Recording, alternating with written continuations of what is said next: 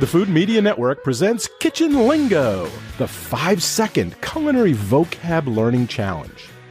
Common culinary terms range from various ways to serve and prepare food and beverages, to kitchen items and equipment, to the names of the dishes themselves.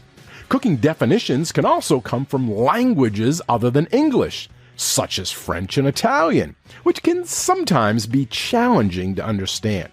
However, learning as many kitchen terms and culinary vocabulary as you can helps provide a fundamental knowledge for any food and beverage professional or enthusiast. Do you know what today's word means in the culinary world?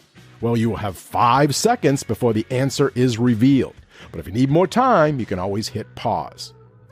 Today's word is tomatillo, spelled Tomatillo. Tomatillo.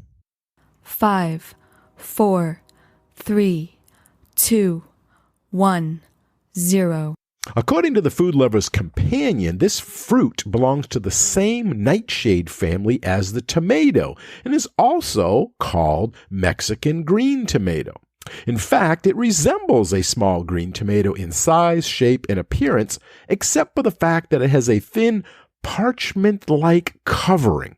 This papery husk is a clue to the fact that the tomatillo is also related to the Cape gooseberry. Although tomatillos can ripen to yellow, they are generally used while still green and quite firm, and their flavor has hints of lemon, apple, and herbs. Tomatillos are popular in Mexican and Southwest cooking for use in a variety of dishes, including guacamole and many sauces.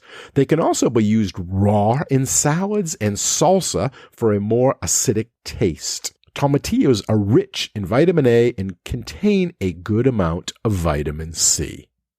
Okay, if you knew what the word meant, good job! If you didn't know, well, you do now, and the word has been added to your Kitchen Lingo word inventory.